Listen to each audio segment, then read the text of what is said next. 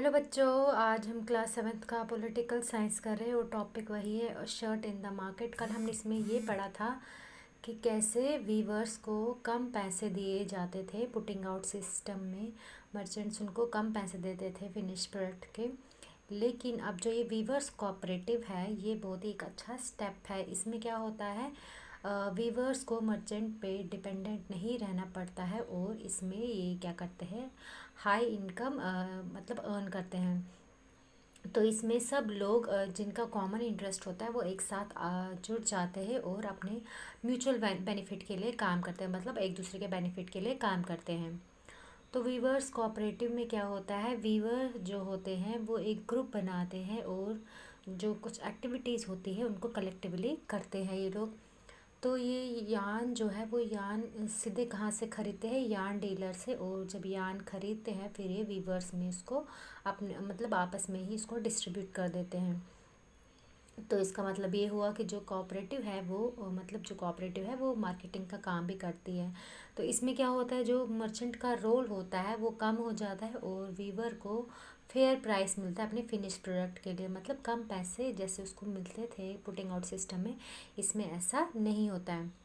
तो इसमें ये भी बोला गया है कि कभी कभार क्या होता है, जो गवर्नमेंट होती है वो भी कोऑपरेटिव्स की हेल्प करती है, कपड़ा खरीदती है, उन्हीं से कपड़ा खरीदती है रीज़नेबल प्राइस पे।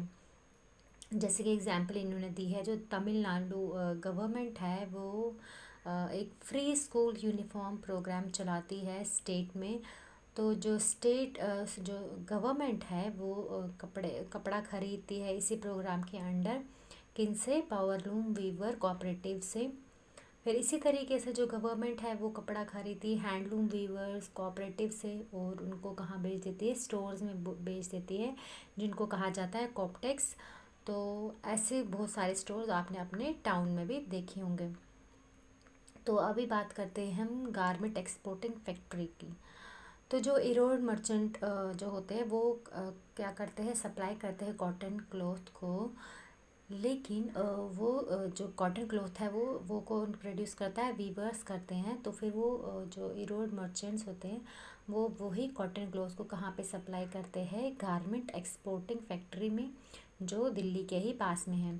तो जो गारमेंट एक्सपोर्टिंग फैक्ट्री है वो इस क्लॉथ का इस्तेमाल किस लिए करती है, शर्ट्स बनाने के लिए। तो जो शर्ट्स है वो फिर कहाँ पे एक्सपोर्ट की जाती है, फॉरेन बायर्स को।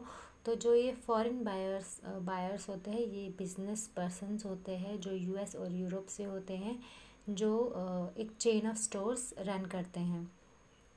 तो ये जो बड़े बड़े जो स्टोर्स है वो बिज़नेस स्ट्रिक्टली करते हैं अपने टर्म, मतलब इनके अपने रूल्स रेगुलेशंस होते हैं।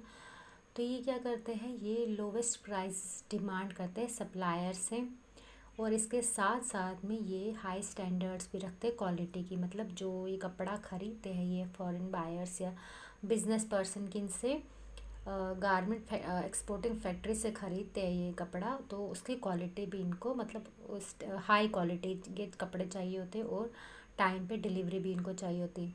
अगर कोई डिफेक्ट या डिले हो जाता है डिलीवरी में तो उस टाइम पे उसके साथ मतलब स्ट्रिक्टली डील किया जाता है। तो इसलिए जो एक्सपोर्टर होता है वो बहुत मतलब अच्छे से कोशिश करता है कि जो कंडीशंस रखी है पावरफुल बायर्स ने, जो कंडीशंस रखी है उनको मीट किया जा सके। तो ऐसे प्रेशर को फेस जब करना पड़ता है बायर से, तो जो गारमेंट एक्सपोर्टिंग फैक्ट्रीज़ है वो क्या करती हैं, तो जो ये पावरफुल बायर्स होते हैं जो यूएस और यूरोप से होते हैं वो बहुत ही प्रेशर डालते हैं इन पे गारमेंट एक्सपोर्टिंग फैक्ट्रीज़ पे। तो इसके बदले में जो गारमेंट एक्सपोर्टिंग फैक्ट्रीज़ होती है वो क्या करती है, वो भी अपने रेट्स कट डाउन कर देती है। इसके लिए वो क्या करती है, ज़्यादा से ज़्यादा काम किन से लेते हैं, अपने वर्कर्स से लेते हैं और उनको लोवेस्ट पॉसिबल वेजेस देते, मतलब कम वेजेस देती हैं। तो इससे क्या होता है, वो अपना प्रॉफिट जो है वो ज़्यादा करवाते हैं और जो गारमेंट्स है वो सप्लाई किनको करते हैं, फॉरेन बायर्स को चीप प्राइस पे।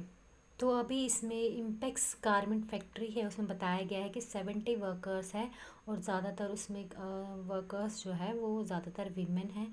और इन ज़्यादातर वर्कर्स में से मतलब टेम्प्रेरी बेसिस पे एम्प्लॉय किया गया है, मतलब उनकी परमानेंट जॉब नहीं है, टेम्प्रेरी बेसिस पे हैं।